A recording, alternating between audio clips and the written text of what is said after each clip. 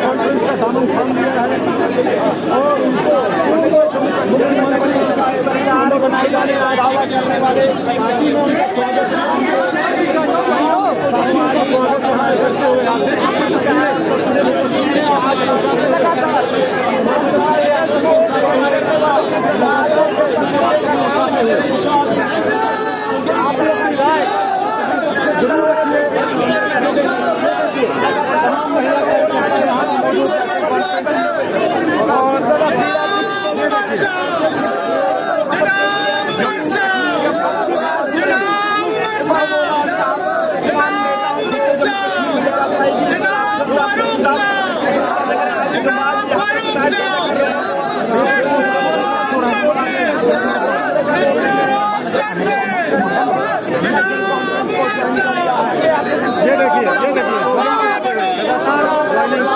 यहाँ पर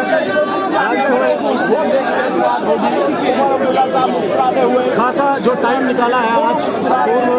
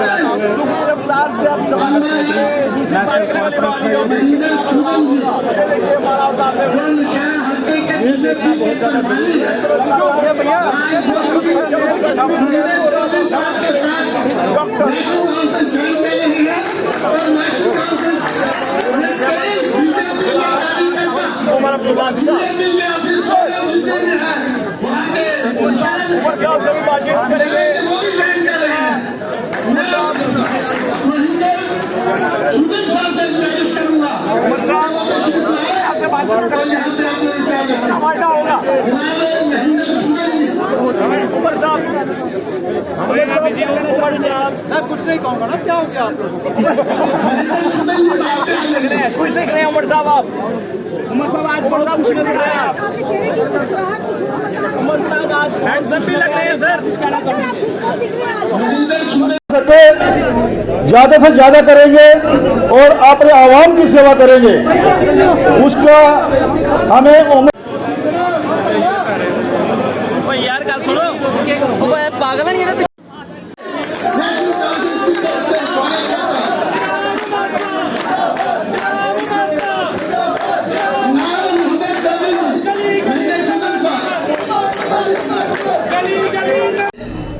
पुंछ रजौरी के जोन प्रेसिडेंट यहाँ तशरीफ रखते हैं जनाब जावेद राणा साहब, वो इनका वेलकम करेंगे सुरिंदर चौधरी साहब का। और मैं यहाँ ये भी कहना चाहता हूँ कि आज कश्मीर के हमारे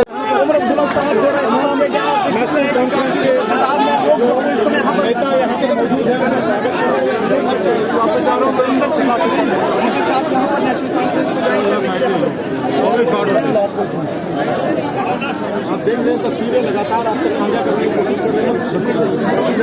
नाराजगी थी भाजपा से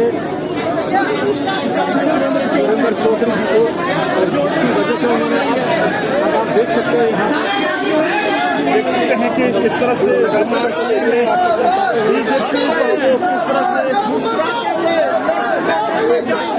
दिनों की शुरुआत इन तस्वीरों को लेकर बीजेपी के पूरे दिनों की शुरुआत हो चुकी है।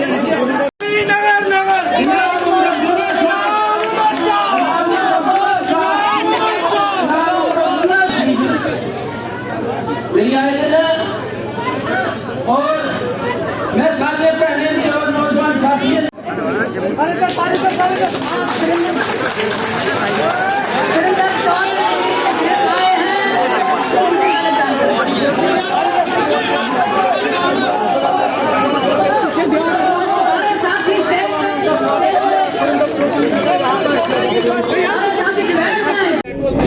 नहीं ना मान एक से थोड़ा सामने देखिए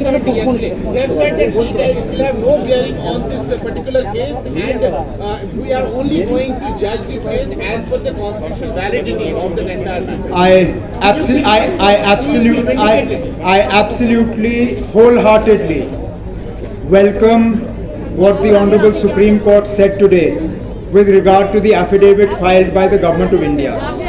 My initial reaction, if you saw on social media yesterday, was exactly this, that it is the legality and the constitutionality of what happened on the 5th of August 2019 that we want the Supreme Court to find on. The politics of it is not for the Supreme Court. That's for us. That is for political parties to fight their elections on. And therefore, I felt that this affidavit was misplaced. And I'm very glad that the Supreme Court found as well. Now we look forward, and I'm also very glad that the Honorable Chief Justice has indicated that this will be held on a day-to-day basis, which means that we hope that the process will be completed soon and that the judgment of the Supreme Court will be placed in front of everybody. You had said the similar thing in your tweet also. Do you feel I have no doubt that the Honorable Chief Justice and the judges of the Supreme Court do not follow Twitter and definitely do not read what I have to tweet. Therefore, it is just a very sort of welcome coincidence that what I said yesterday was what came out in the Supreme Court today, but I think it's only based on facts. We are arguing the constitutionality and the legality of what was done on 5th August 2019, not the politics of it. The politics of it will be argued on the electoral arena. Umar साहब, जैसे supreme court ने ये बोला कि basis पे इसकी hearing जो जिस तरह आपकी क्या उम्मीद है कि आप जो जिस तरह से हियरिंग दिन अब जिस तरह की शुरुआत हुई है, मैं ऑनरेबल सुप्रीम कोर्ट या उस बेंच पे बैठे हुए जजेस के खिलाफ कोई ऐसी बात करना नहीं चाहता हूं जो गैर जिम्मेदार हो या जो फैक्ट्स पे बेस्ड ना हो। मुझे अभी तक उनके किसी भी बात से ये नहीं लगा है कि वो आईन और कानून को छोड़ के किसी और चीज़ पे बात करने के लिए तैयार है। ये एक अच्छा मौका था। गवर्नमेंट ऑफ इंडिया का एफिडेविट था उनके सामने, उनको कोई मजबूरी नहीं थी। वो चाहते तो इस एफिडेविट को कबूल करके इसको भी बहस का मुद्दा बना लेते, नहीं किया। और मुझे लगता है हम सबको इसका इस्तकबाल करना चाहिए और अब हमें खामोशी से इन हियरिंग्स का इंतज़ार करना चाहिए। जो होगा सुप्रीम कोर्ट के अंदर होगा। और जैसे मैं बार बार कहता आया हूँ, मुझे लगता है कि हमारा केस जो है सबका एक मजबूत केस है और हम इंसाफ की उम्मीद करते हैं। उमर साहब, मैंने सवाल किया था, मैंने ही कहा था, आपसे पूछा था कि आज आपके चेहरे पर अलग सी कहा कि आज पार्टी को ज्वाइन किया, इसलिए आपकी ज़्यादा खुशी थी कि भाजपा को छोड़कर ज्वाइन किया था। अब दोनों चीज़ों को अलग तो किया नहीं जा सकता। नहीं, मैं मेरी खुशी के कई वजूहात हैं। उसमें मैं मान के चलूँ कि अगर हम ये कहें कि 40% इनके ज्वाइनिंग का है, 40% सुप्रीम कोर्ट में जो हुआ उसका है, 20% मेरे कुछ जाती चीजें हैं उनको छोड़ कहती थी एनसीपीडीपी और कांग्रेस को कि इनमें परिवारवाद चलता है, पर आज सुरेंद्र चौधरी जी ने भाजपा पर सवाल खड़े कर दिए कि परिवारवाद और करप्शन भाजपा में ही चलता है। कोई ऐसी पार्टी नहीं है मां सिवाय शायद लेफ्ट पार्टी को छोड़ के जिसमें परिवारवाद नहीं चलता है। बीजेपी में भी सीनियर लीडरों ने अपने बेटों को बेटियों को कहीं ना कहीं एडजस्ट किया है। अब फर्क सिर्फ इतना है कि हम इस चीज़ को छुपाते नहीं हैं, हम इस चीज़ को कबूल करते हैं। हम कहते हैं ना, अब हम एक ख़ानदान से ताल्लुक़ रखते हैं। अब इसमें एतराज़ किस बात का? अब यहाँ इतने कंपनियों के माइक बैठे हुए हैं, क्या ये जो बड़े बड़े कंपनियों के मालिक हैं ये अपने बेटों को बेटियों को एडजस्ट नहीं करते? उन कंपनियों को करते हैं। फ़र्क सिर्फ इतना है कि हमें हर 5 साल के बाद अपने रिपोर्ट कार्ड पर लोगों का मोहर लगवाना पड़ता है। लोग या तो हमें कबूल करते हैं या रिजेक्ट करते हैं। ये जमहूरियत है ना, हर किसी को एक हक होता है इसमें हिस्सा लेने का। अब क्योंकि मैं एक ख़ानदान से ताल्लुक़ रखता हूँ, क्या मेरे लिए सियासत जो है वो अब बंद है? मैं सियासत में हिस्सा नहीं ले सकता हूँ? मेरा हक है, मैं ले रहा हूँ। लोग मुझे रिजेक्ट करेंगे। You said that the democracy fails to reach Jammu and Kashmir. You don't see that this is a healthy democratic sign that Supreme Court is listening to your petition and they will be deciding on that basis, on day-to-day basis. Is this in democracy? Supreme Court is in Delhi. Democracy is functioning in Delhi. Democracy is functioning in the rest of the country. Democracy is not functioning in J&K. How many examples do you want from me of the way in which democracy has been scuttled here? Absence of assembly elections, 1. Singling out J&K for delimitation of parliamentary seats, where it hasn't happened in the rest of the country. 2.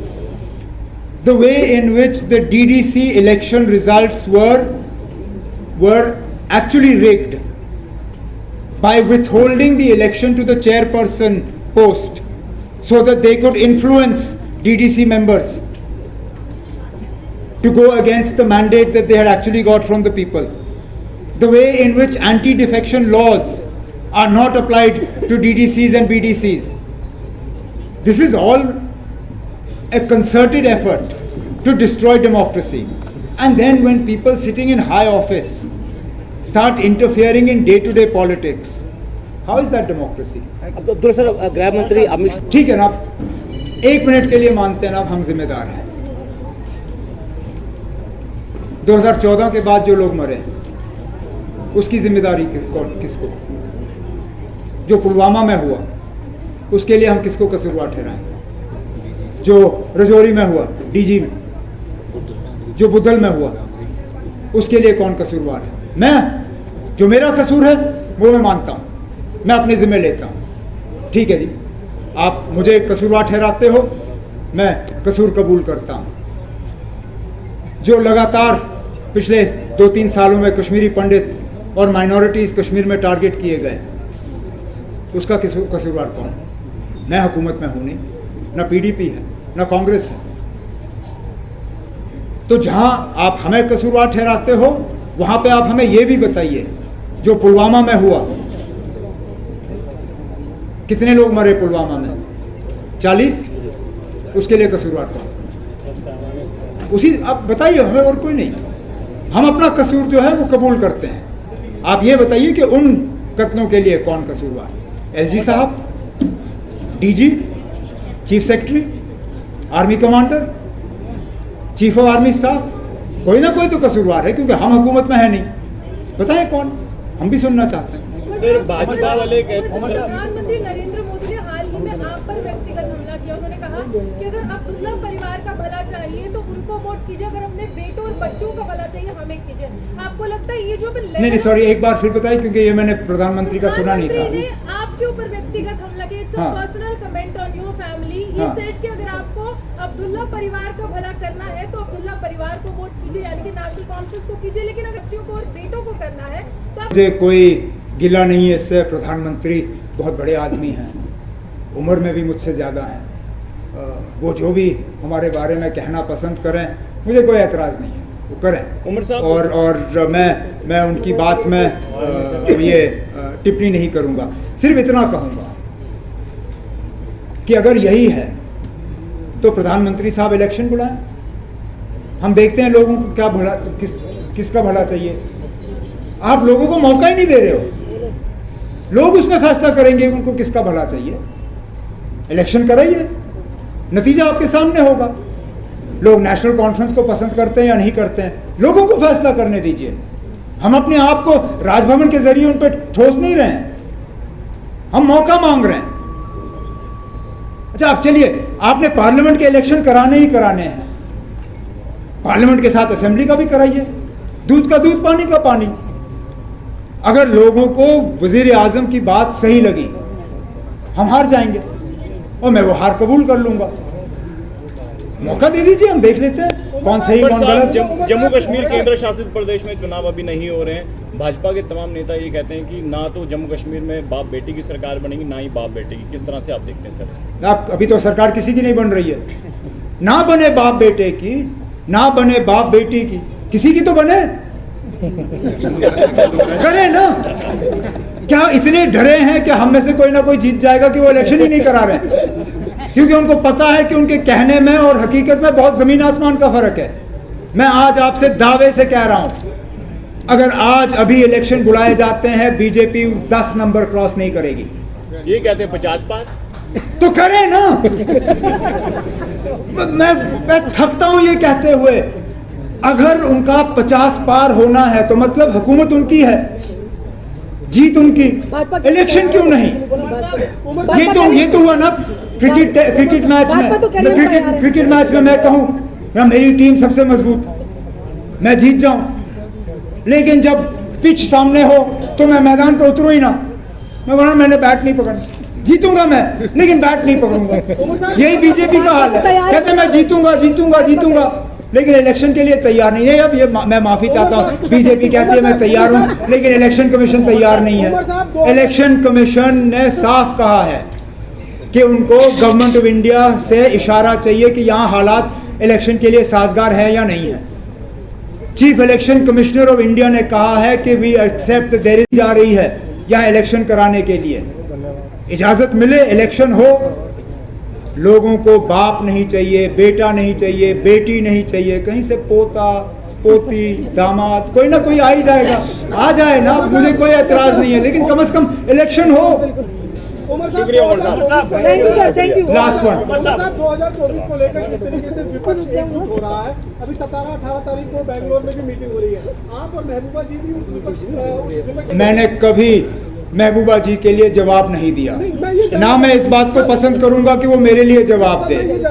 National conference को वहाँ पे बुलाया गया, उस meeting में जनाब फारूक अब्दुल्ला साहब ने कहा है कि हम उसमें शमूलियत करेंगे। नेशनल कॉन्फ्रेंस की तरफ से कौन उस मीटिंग में जाएगा इसका फैसला भी होना बाकी है। सर मैं ये जानना चाहता हूं कि आप दोनों अगर विपक्ष की उस मीटिंग में शामिल होने जा रहे हैं तो जम्मू कश्मीर में जब लोकसभा के चुनाव होंगे तो क्या दोनों पार्टियां एक साथ मिलकर भारतीय जनता पार्टी क्यों ना करेंगी? किस लिए? एक ही मीटिंग को अटेंड करने का ये मतलब नहीं है ना कि सारा कुछ जो है वो इसी तरह होगा। हम नेशनल लेवल पे बीजेपी का मुकाबला करने के लिए स्ट्रैटेजी बना रहे हैं। स्टेट लेवल पे उस स्ट्रैटेजी को किस तरह इम्प्लीमेंट किया जाएगा वो अब हम पे छोड़ दीजिए, आगे देख लेंगे ना किस तरह का माहौल होगा, क्या करना होगा क्या नहीं करना होगा। लेकिन आप पहले से ही चाहते हो कि इलेक्शन का ब्यूगल बजा नहीं और हम आपके सामने अपनी पूरी स्ट्रैटेजी खोल दें, ये ना ये कोई जर्नली का कोई मतलब ये दिखता नहीं है। हम अपने जो कार्ड्स जो हैं बिल्कुल अपने छाती से दबाए रखेंगे, जब खोलने होंगे हम खोल के आपके सामने रखेंगे। चले, शुक्रिया। आज मोड़ और टोकों की रहनुमा मादरे मेहरबान जी को मैं अपने दिल की गहराइयों से श्रद्धांजलि अर्पित करता हूं। जिन्ना अखां दिलवर ठीठा ओ अखां लब लईयां ने, हुण सज्जन भी लबसी आसां लग पईयां ने। मेरे सामने बैठे मेरे बुजुर्गों, मेरी माता और बहनों, आज मैं भारतीय जनता पार्टी छोड़ के नेशनल कॉन्फ्रेंस के अंदर कायदे सानी डॉक्टर फारूक अब्दुल्ला साहब और उमर अब्दुल्ला साहब की रहनुमाई में मैं नेशनल कॉन्फ्रेंस को ज्वाइन कर रहा हूं और भारतीय जनता पार्टी को छोड़ रहा हूं। नेशनल कॉन्फ्रेंस मेरे के लिए कोई नया घर नहीं है। मेरे बुजुर्गों, मेरे वीरों, मेरी सियासत 1996-95 में यहीं से शुरू हुई और आज मुझे खुशी है कि रास्ते बड़े भटके लेकिन आखिर मुझे वापस अपने घर में आना पड़ा और आज अपने घर में आया हूं। इसलिए मेरी कोई पार्टी में ये ज्वाइनिंग मत समझिए, मेरी आज ये घर वापसी है। मेरे बुजुर्गों, मेरे नौजवान साथियों, आज 9 साल 2014 के बाद आप ये यहाँ पे एक बड़ा तबसरा सुन रहे हैं। अच्छे दिन, सबका साथ, सबका विकास, सबका विश्वास। ना साथ दिखा, ना विश्वास दिखा और ना विकास दिखा। विकास वो विकास है जो आज से पहले जो सरकारें यहाँ पे रही, जिन्होंने जो सरकारों ने यहाँ जम्मू कश्मीर में विकास किया, वो विकास है। दूसरा इनका विकास कौन सा है? ये कभी मंच पे आए, डिबेट करें फेस टू फेस, इनकी जो विकास की ददियां उड़ा के रख देंगे। आज जिस नेशनल कॉन्फ्रेंस के ऊपर ये बड़े बड़े इल्जाम लगाते हैं, नेशनल कॉन्फ्रेंस कोई और पार्टी नहीं जो झूठ के ऊपर टिकी हुई है। इसके लीडर शेर कश्मीर शेख अब्दुल्ला से लेकर आज उमर साहब तक, ये वो पार्टी है जिसने जम्मू कश्मीर के लोगों के लिए जंग लड़ी, जिन्होंने जम्मू कश्मीर के लोगों के लिए इतिहास रचा। लेकिन आज हमारे सामने क्या है? आप जो नेशनल कॉन्फ्रेंस के वर्कर सामने बैठे हो, ये ध्यान से सुनो। आज हम जब ये लोग भारतीय जनता पार्टी के लोग बात करते हैं, आपके सामने ये कह रहे हैं कि जिन लोगों के पास सरकारी रकबे हैं या महाजरीन के खाते हैं या कस्टोडियन लैंड है, जो भी है, खाली करेंगे और बाहर के लोगों को यहां बसाएंगे और 5-5 मरले जगह देंगे बाहर के लोगों को। लेकिन शेख मोहम्मद अब्दुल्ला साहब वो थे जिन्होंने, जिन किसानों के पास जमीनें नहीं थी, जिन लोगों के पास जमीनें थी नहीं थी, लैंड टू टिलर, उस जमाने में उन्होंने लोगों को जमीनें दी। जो शेख साहब ने जमीनें दी, वो आज जमीनें ये लोगों से छीन रहे हैं। ये क्या है? ये नाइंसाफी नहीं है? आज फारूक साहब के टाइम में जब 1996 में इलेक्शन लड़ा गया, आप जानते हैं मिलिटेंसी के बाद किसी भी पार्टी में दम नहीं था कि आके इलेक्शन लड़े।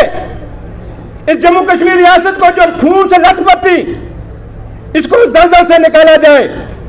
उस समय कायदे सानी डॉक्टर फारूक अब्दुल्ला ही वही आदमी थे, वो इंसान थे जो जिन्होंने आके यहाँ पे इलेक्शन लड़ा और दोबारा से डेमोक्रेसी प्रोसेस जो है वो बहाल किया। ये वही फारूक अब्दुल्ला जो जिनेवा कॉन्फ्रेंस में आपने भेजे थे जम्मू कश्मीर का पक्ष रखने के लिए। आज मैं ज्यादा लंबा नहीं करूंगा क्योंकि गर्मी बहुत है, लेकिन मैं थोड़ी सी बातें, ये जो बातें करते हैं कि हमने ये दिया वो दिया, मैं थोड़ा सा जो उमर साहब के जो टेन्योर में आज चीफ मिनिस्टर जो काम हुए, थोड़े से आपके नजरों में लाना चाहता हूं। मीडिया भैया, ये थोड़ा सा उन जाके उनको पूछ लेना कि जो हम बोल रहे हैं ये झूठ है, ये सच है। जब उमर साहब मुख्यमंत्री थे, क्या जम्मू कश्मीर के अंदर 750 न्यू एडमिनिस्ट्रेटिव यूनिट बनी या नहीं बनी? ये पूछो उनको। क्या उमर साहब के दौर में 46 सब डिवीजन नहीं बनी या नहीं बनी? पूछो उनको। 135 तहसीलें नहीं बनी या नहीं बनी उमर साहब के दौर में? पूछो उनको। पूछो उनको कि वीडियो ब्लॉक 177 नए वीडियो ब्लॉक बने या नहीं बने, जो कहते हैं हमने बड़ा विकास किया है। उनको पूछो नई 301 नियतें बनी या नहीं बनी? ये सवाल उनसे पूछिए। आप क्यों? आपके लीडर ने वो करके दिखाया जो ये करके नहीं पाया आज तक 9 साल में। सिर्फ झूठ बोल रहे हैं, सिर्फ मीडिया और सोशल मीडिया पे ये अपने बातें उछालते हैं। आज शेर कश्मीर एम्प्लॉयमेंट पॉलिसी किसने लाई? जहां हमारे 50,000 नौजवानों को फायदा हुआ। 1 लाख गवर्नमेंट नौकरियां किसने दी? उमर साहब ने अपने टेन्योर में दी। 50,000 प्राइवेट सेक्टर में दी। ये डाटा मैं कोई आपको ऐसे नहीं बता रहा, एक जिम्मेवारी के साथ बता रहा हूं। ये झूठों की तरह जो नाटक करता कर मैं टाइगर इज बैक, पता नहीं टाइगर है कि पता नहीं क्या है, पता करो उधर। आज ये चंद कुछ है, मैं अभी कहूंगा बड़ी लंबी चौड़ी लिस्ट है, लेकिन क्योंकि गर्मी बहुत है मैं फिर कभी आपसे बात करूंगा। लेकिन ये जो आज सैफरन मिशन और बासमती राइस मिशन किसने लाई? ये स्कीम है उमर साहब के दौर में आई। इन्होंने सैफरन की जमीनें आज बेच रहे हैं। ये बासमती की जमीनें इनके अपने लीडर जो है वोट प्राप्ति लीडर बने हुए जो बेच रहे हैं। आज पूरा ये फील्ड खत्म कर रहे हैं। आज आपके सामने जो हालात हैं, अगर ये बात फ्लाईओवर जो है पुराने बने हुए, इन्होंने कौन सा एक जो आज बनाया, ये भी पुराना काम शुरू हुआ था उस समय, इन्होंने कौन सा नया बनाया? सड़कें कौन सी नहीं बनाई? मेडिकल कॉलेज कौन से नए बनाए? आए वक्त आएगा, डिबेट करेंगे इनके साथ, बात करेंगे इनके साथ। और मैं इस मंच से भारतीय जनता पार्टी के लीडरों को कहता हूं, आइए हमारे नेशनल कॉन्फ्रेंस के छोटे से छोटे एक कार्यक्रम से भी आके बहस करिए, डिबेट करिए, आपको एक तो जवाब देगा वो आपको। आपके जो ये विकास, विश्वास और जो आप जो बात करते हैं कि सबको साथ लेने वाला, इस सारा का सारा एक्सपोज हो जाएगा। अगर आप कहते हैं हालात ठीक है, तो मैं भारतीय जनता पार्टी के लोगों को कहता हूं, अपने पीएसओ छोड़ दो, जितने भी पीएसओ अपने सिक्योरिटी फोर्सेस लिए हुए हैं छोड़ दो सारे। भाजपा प्रदेश अध्यक्ष, उसके बाद 4 पीएसओ होते थे। आज एक बहुत बड़ा लंबा काफिला लेके चलता है। उसको पूछो हालात ठीक हैं तो फिर तू इतना बड़ा लंबा काफिला क्यों लेके चल रहा है? अगर हालात ठीक हैं जम्मू कश्मीर के, अगर हालात ठीक है तो असेंबली इलेक्शन कराओ। आप कहते हो 50 पार, आप -50 जाओगे, 5 पार भी नहीं होने वाले आज जो हालात जम्मू कश्मीर के हैं। इसलिए मेरे बुजुर्गों, मेरे वीरों, आने वाला वक्त आएगा, ये बातें हम रखेंगे। मैं मीडिया के अपने भाइयों और बहनों से भी अपील करूंगा, वक्त आ गया है, जम्मू कश्मीर तबाह हो जाएगा, खत्म हो जाएगा। मैं ये नेशनल कॉन्फ्रेंस में कुछ भी लेने नहीं आया। मैं इवन के आपको यहाँ इस मंच से कह रहा हूँ कि मैंने उस उमर साहब से कहा, मैंने कहा मुझे निशरा का मैंडेट भी नहीं चाहिए, मैंने इलेक्शन भी नहीं लड़ना चाहता, मैं सिर्फ जम्मू कश्मीर को बचाना चाहता हूँ। जम्मू कश्मीर को अगर बचाना है तो आप भी जम्मू के हैं। ये जो हिंदू, मुसलमान, सिख, ईसाई का बीज यहाँ बो रहे हैं, ये कुछ नहीं है, ये सब इनका फ्रॉड है। ये वो रियासत है, ये वो जिसको इन्होंने यूटी बनाया जहां शेर और बकरी ने घटा पानी पिया है। आओ मिलजुल के, हमारे मीडिया के भाई और हम जो दूर दराज के रहने वाले लोग हैं जम्मू कश्मीर के, आओ मिलजुल के उमर साहब के हाथ मजबूत करें, आओ फारूक साहब के हाथ मजबूत करें। जम्मू कश्मीर को अगर इस दलदल से कोई निकाल सकता है वो सिर्फ और सिर्फ उमर साहब निकाल सकते हैं या फारूक साहब निकाल सकते हैं, और कोई दुनिया की ताकत यहाँ नहीं निकाल सकती। इसलिए आज हमें उठना पड़ेगा। हम सब चुप होकर बैठेंगे, कहेंगे शहादत दो लेकिन पड़ोसी दे, भगत सिंह बने लेकिन गमांडी बने, साढ़े का अपना कोई बने, कोई कुछ नहीं करेगा। हमें जंग लड़नी होगी, सड़कों पे निकलना होगा, मैदान में लड़ना होगा, तभी जाके जम्मू कश्मीर की खलासी छोड़ेंगे, वरना ये छोड़ने वाले नहीं है। जो हालात है जम्मू कश्मीर, कहते थे 370 3500 हमारी जमीनें बच जाएंगी, हमारी नौकरियां, कौन सी नौकरियां, कौन सी जमीनें बच रही हैं? मैं पीछे माता वैष्णो देवी गया, हमारे पंडितों को बाहर निकाल दिया, आज वहां अपने बाहर के पंडित वहां बिठा दिए। क्या यही है कि हमारे पंडित नकाम है, नलायक है? आपके IAS IPS ऑफिसर जो काबल ऑफिसर है, जम्मू कश्मीर के KS ऑफिसर है, उनको DC नहीं लगा रहे, SSP नहीं लगा रहे, बाहर के लोगों को लगा रहे हैं। ये सोचना पड़ेगा आपको। हमारे ऑफिसर भी नलायक, हमारे लोग भी नलायक, हमारे पुजारी भी नलायक, सब नलायक। सिर्फ ये लोग लायक हैं बीजेपी वाले, बाकी कोई लायक नहीं है। ये फैसला करना पड़ेगा कि लायक और नलायक कौन है। ये नलायक लोगों की हुकूमत यहाँ ज्यादा देर चलने वाली नहीं है। तो लिहाजा मैं उमर साहब आपको यकीन दिलाता हूँ कि जितना मेरे से हो सकेगा हमेशा आपके साथ चलेंगे, और जिंदगी के आखिरी ये लम्हे हैं, और मैं आपसे वादा रहा सर, ये घर वापसी है, अब जब तक जिंदे हैं आपके साथ हैं। और सर ये मैं दिल से बोल रहा हूँ, मैं जाट हूँ सर, जाट मर जाएगा, कट जाएगा, लेकिन वचन से पीछे नहीं होगा। इसलिए आपसे वादा रहा सर, जो मर्जी कुर्बानी देनी पड़ेगी। नेशनल कॉन्फ्रेंस का नाम ही कुर्बानी है, हमारा झंडा ही लाल है, ये कुर्बानियों का झंडा है। इसलिए इस झंडे के नीचे जो भी कुर्बानी देनी पड़ेगी वो कुर्बानी हम देंगे, लेकिन जम्मू कश्मीर इस रियासत द्वारा इसको रियासत बनवाएंगे, और जहां के जम्मू कश्मीर के लोगों का जो वही जो माहौल था, जो प्यार और भाईचारा हमारा था हिंदू, मुसलमान, सिख, ईसाई का, उसको दोबारा बहाल कराएंगे। शुक्रिया, जय हिंद, जय भारत। न बैठ के सवारी करिए ना, उन पे बैठ के घूमिए। मैं मानूं हाँ जनाब हालात इतने ठीक है कि जो एज चीफ मिनिस्टर में नहीं कर सका, मैं गाड़ी में बैठता था, आज हालात इतने ठीक हो गए हैं कि हमारे LG साहब आप साइकिल पर बैठ के बिना ज्यादा सिक्योरिटी के 10 आगे 2-4 बंदे तो होंगे ही होंगे, लेकिन इतने वो अब ठीक समझते हैं हालात को कि वो गुजरने के लिए तैयार हैं। अब मुझे बताइए ना, अब सच क्या है? क्या सच वो है जो आपने सुप्रीम कोर्ट में लिख के दिया, या सच वो है जो हम जमीनी सतह पे देखते हैं कि बिना रास्तों को बंद किए हुए आप एक जगह से दूसरी जगह जा नहीं सकते हो, क्योंकि मिलिटेंसी का इतना खतरा है, क्योंकि कहीं ना कहीं तो आप झूठ बोल रहे हो। या तो ये रास्ता बंद करने का सिर्फ आपको शौक है, इसकी जरूरत नहीं है, लेकिन आपको शौक हो गया तो आप कर रहे हो, या हालात इतने खराब हैं कि ये रास्ता बंद करना आपकी मजबूरी है। अगर हालात इतने खराब है, ये आपकी मजबूरी है, फिर जो आपने सुप्रीम कोर्ट में बोला है वो झूठ है। दोनों सच हो नहीं सकते। नौजवान बेरोजगार, उसकी बात क्यों नहीं? यहां लिस्टें निकलती हैं, दूसरे दिन लिस्टों के खिलाफ आवाज उठती है कि इसमें धांधली हुई है, तीसरे दिन लिस्ट को रद्द किया जाता है, चौथे दिन इंक्वायरी होती है, उसके बाद सिलसिला खत्म। बेचारे जो मेहनत करके, इम्तिहान दे के, सिलेक्शन का सारा प्रोसेस कंप्लीट करके ईमानदारी से वहां पे उस लिस्ट में दाखिल हो जाते हैं, पता नहीं उनमें से कितने सारे ओवरेज हो जाते हैं इंतजार करते करते कि कब हमें रोजगार का मौका मिलेगा। कीमतें आसमान को छू रही हैं। जम्मू का भी वही हाल होगा जो श्रीनगर का है। आज सब्जी वाला टमाटर बेचने के लिए तैयार नहीं है। 150 रुपए किलो टमाटर।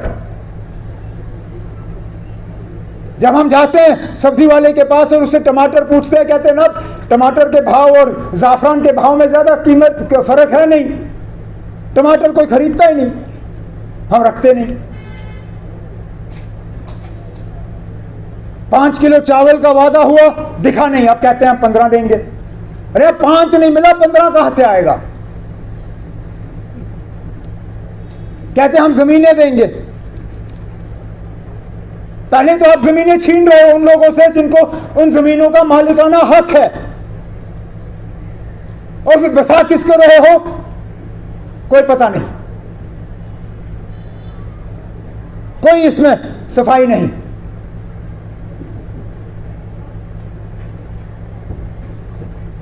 तभी तो ये लोग परेशान हो जाते हैं जब कोई सियासी थोड़ी सी गर्मा गर्मी हो जाती है। ये सुरेंद्र जी हैं, इतने बहादुर हैं कि वो ये और मैं जानते हैं कितना प्रेशर इन पर लगा पिछले दिनों में। अब कुछ चीजें हैं जो हमें अपने आप में के मतलब रखनी है, लेकिन आप अंदाजा नहीं कर सकते हो कहां कहां से इसको दबाव आया।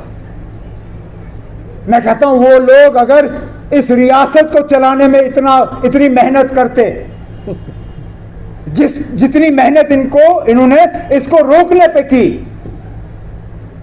अरे यहां तो लोग इतने मुतमईन होते, इतने खुश होते कि किसी और चीज की जरूरत ही नहीं होती।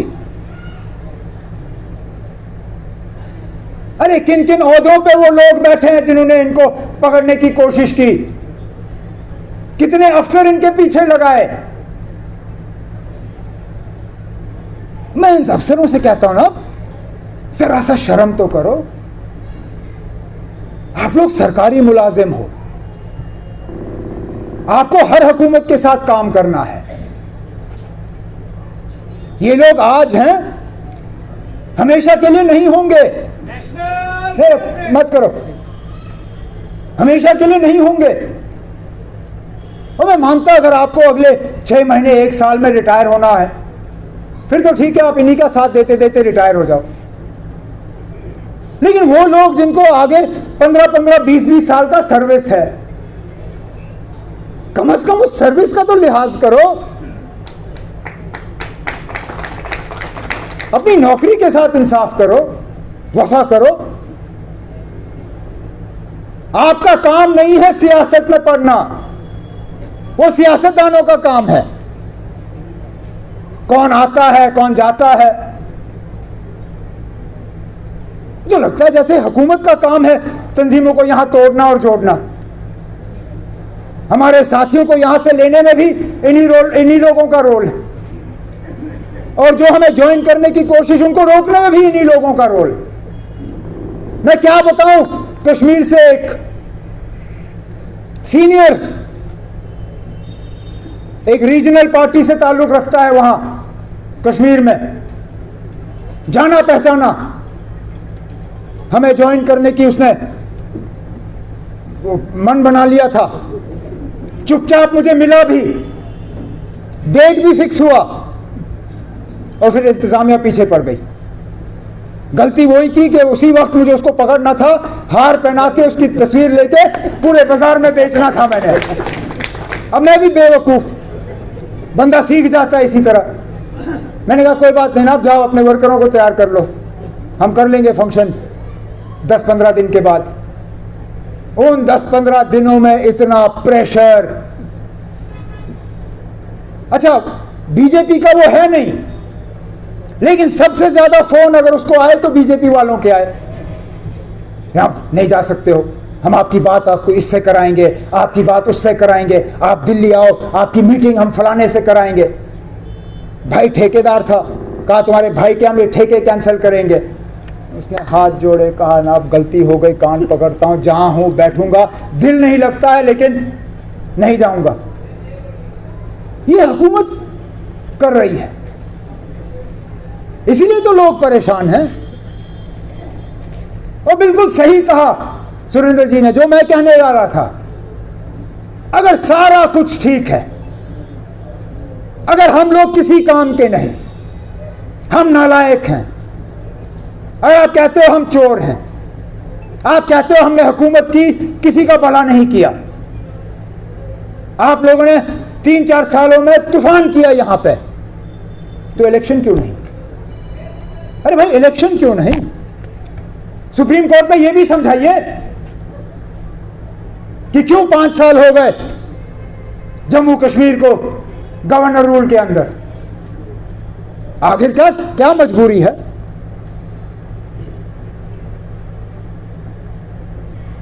एक तरफ से आप तब कहते हो कि सारा कुछ बड़ा अच्छा, दूसरी तरफ से आप बाहर के मुल्कों में जाके जमहूरियत का वहां डंडोरा पीटते हो। Hindustan democracy, India is the mother of democracy. तो वो डेमोक्रेसी यहां आते आते क्यों रुक जाती है? जिस तरह विकास गायब हो गया, हर थाने में अब विकास का FIR कटना चाहिए कि भाई साहब विकास है तो है कहां? क्योंकि हम बार बार सुनते हैं विकास विकास विकास, लेकिन विकास दिखता नहीं है। इसी तरह जमहूरियत हमें तो दिखता नहीं यहां।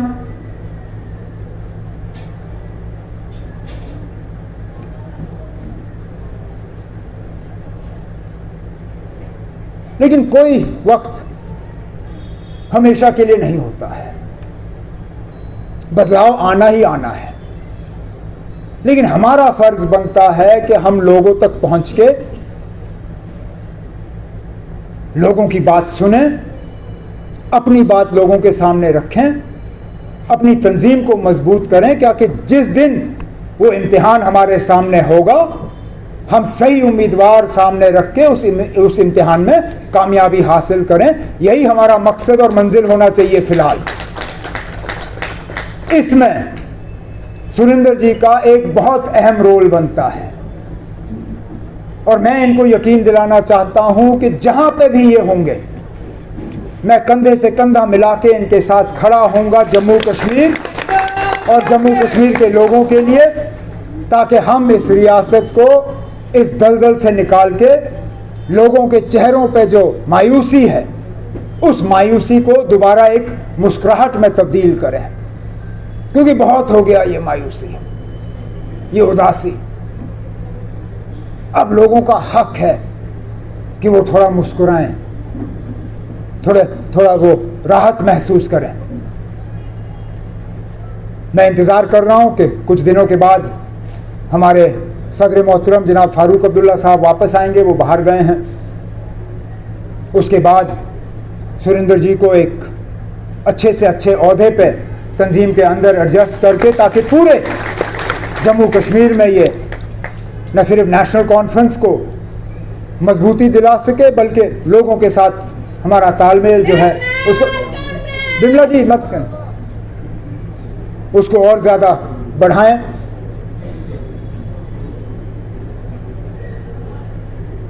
सब साथियों का तहे दिल शुक्रगुजार हूं कि इस बहुत अहम दिन पे हमें इस तरह आप सबसे मुलाकात का मौका हासिल हुआ है।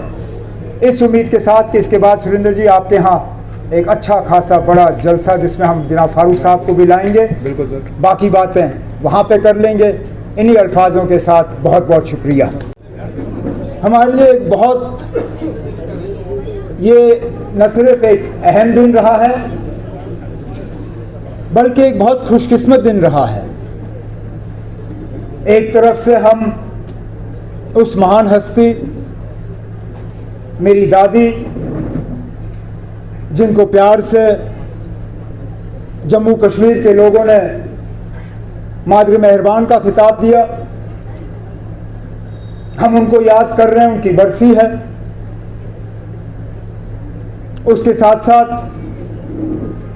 जिस दिन का हम 5 अगस्त 2019 से इंतज़ार करते आए हैं कि कब सुप्रीम कोर्ट में जो केस चलना है उसकी शुरुआत होगी, इत्तेफाक से आज उसकी शुरुआत भी हुई। लेकिन फिर सोने पे सुहागा, हमारे एक साथी जिनकी सियासी शुरुआत इसी तंजीम में हुई, जो फले फूले इस तंजीम में, फिर खुद कुछ गलतफहमियां हुई, थोड़ी देर के लिए हमसे अलग हुए, आज दोबारा घर वापस लौटे और नेशनल कॉन्फ्रेंस में दोबारा सुरेंद्र जी ने शमूलियत की। इनमें से एक भी चीज हमारी तंजीम के लिए फंक्शन करने के लायक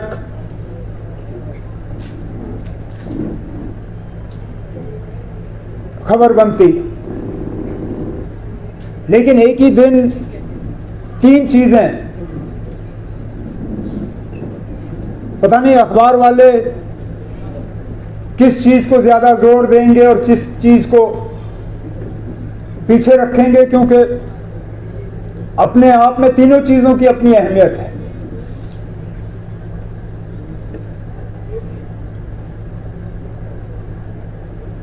जम्मू कश्मीर के लोग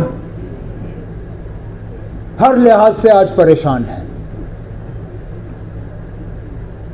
मां सिवाय चंद लोग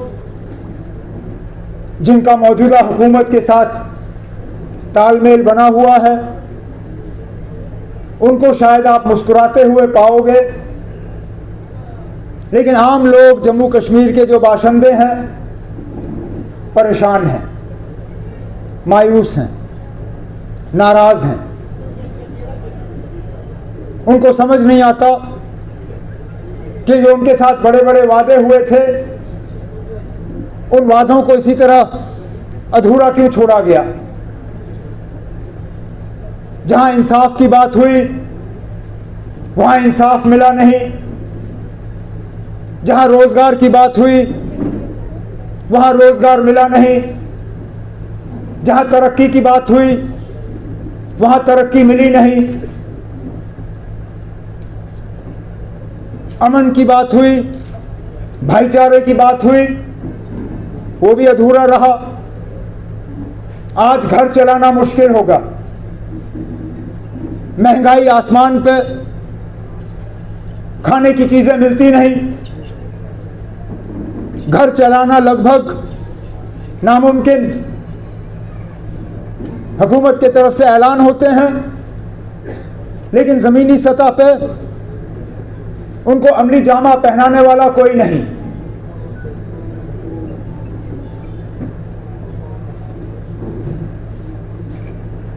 मैं कल सुप्रीम कोर्ट में जो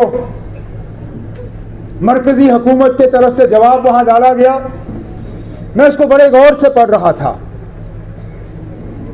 और बड़ी बड़ी ऊंची ऊंची बातें हुई वहां पे। जिस तरह सुरेंद्र जी ने अपनी तकरीर में कहा, कई सारी ऐसी चीजों का जिक्र उसमें हुआ जिनका इस हुकूमत से कोई लेना देना ही नहीं। मैं हैरान हुआ जब मैंने उसमें ऐसे पावर प्रोजेक्ट्स के नाम सुने जिन पावर प्रोजेक्ट्स का संग बुनियाद मेरी हुकूमत में रखे गए थे, लेकिन उनको भी 370 और 35A के साथ जोड़ने का काम। टूरिज्म, जैसे 2019 से पहले कोई टूरिस्ट जम्मू कश्मीर आया ही नहीं, अमन, जैसे इससे पहले जम्मू कश्मीर में कभी कोई अमन था ही नहीं। अरे जहां पे आप दावा कर रहे हो वहां पे इस चीज का भी जवाब दो कि वो नए इलाके कैसे मिलिटेंसी के शिकार हुए। अब पुंछ में जिस तरह के हमले देखने को मिले, रजौरी में जिस तरह के हमले देखने को मिले, अरे उसका भी जिक्र करते आप। सुप्रीम कोर्ट केस जो आपने फाइल किया उस पर क्यों खामोश? जो लगातार एक के बाद एक पिछले 1-2 साल में माइनॉरिटीज को निशाना बनाया गया कश्मीर में, जो कई सालों से हमने नहीं देखा, उसका जिक्र क्यों नहीं किया आपने? उस पे खामोश क्यों? जिस G20 का आप थकते नहीं हो ढंढोरा पीटने में, उसके साथ ये भी कहते ना कि उस मीटिंग को वहां करने के लिए आपने श्रीनगर के लोगों को घर में कैद रखा। आपको बाकी मुल्क से पता नहीं कितने और हजार वहां पे फौज तैनात करनी पड़ी। एक एक जो बाहर से मेहमान आया उनको 2-2, 3-3 बुलेट प्रूफ गाड़ियां, अरे वो भी लिखते आप। फिर आप क्यों नहीं लिखते हो कि जब हमारे बेताज बादशाह इस रियासत के लेफ्टिनेंट गवर्नर साहब एक जगह से दूसरी जगह जाते हैं, 15 मिनट के लिए हमारा रास्ता बंद किया जाता है। मुझे याद है जब मैं घर से सेक्रेटेरिएट जाता था, ट्रैफिक लाइट के सामने मेरी गाड़ी रुकती थी, और ये श्रीनगर की बात, और फिर बत्ती चेंज हो जाती थी, मेरी गाड़ी निकल जाती थी। मेरे मिनिस्टर ट्रैफिक लाइट पे रुकते थे। यहां आज हाल ये है कि जब हमारे लेफ्टिनेंट गवर्नर साहब कहीं जाते हैं तो जितना वजीर आजम के लिए दिल्ली में रास्ता बंद होता है उससे कई गुना ज्यादा श्रीनगर में हमारे लेफ्टिनेंट गवर्नर के लिए रास्ता बंद किया जाता है। मैंने खुद गिने गाड़ियां। नहीं, शेम नहीं ना, अभी इनकी मजबूरी है।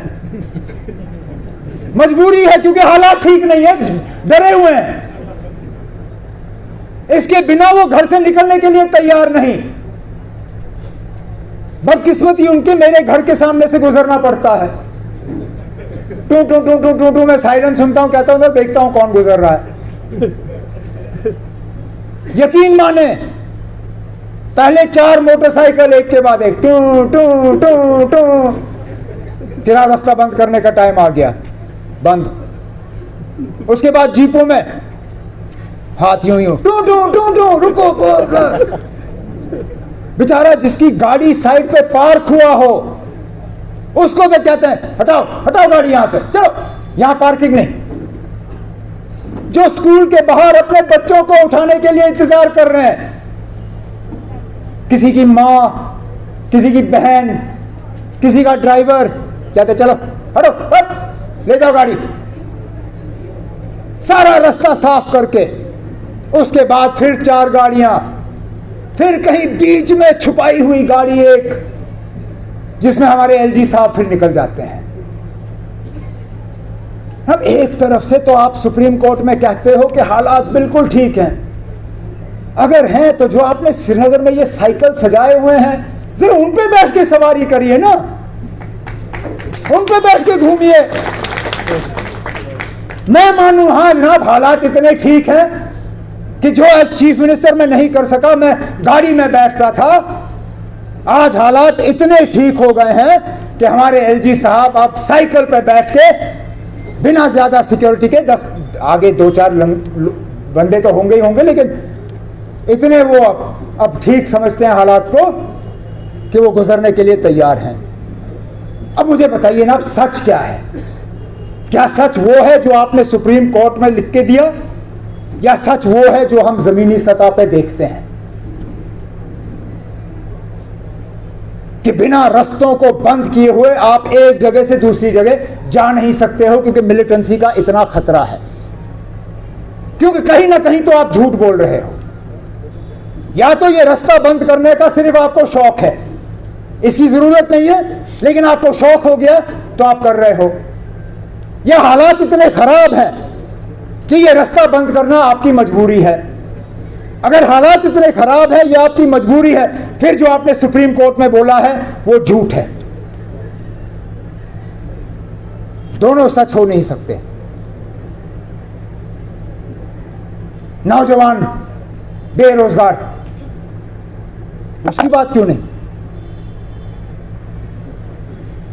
यहां लिस्टें निकलती हैं, दूसरे दिन लिस्टों के खिलाफ आवाज उठती है कि इसमें धांधली हुई है, तीसरे दिन लिस्ट को रद्द किया जाता है, चौथे दिन इंक्वायरी होती है, उसके बाद सिलसिला खत्म। बेचारे जो मेहनत करके, इम्तिहान दे के, सिलेक्शन का सारा प्रोसेस कंप्लीट करके ईमानदारी से वहां पे उस लिस्ट में दाखिल हो जाते हैं, पता नहीं उनमें से कितने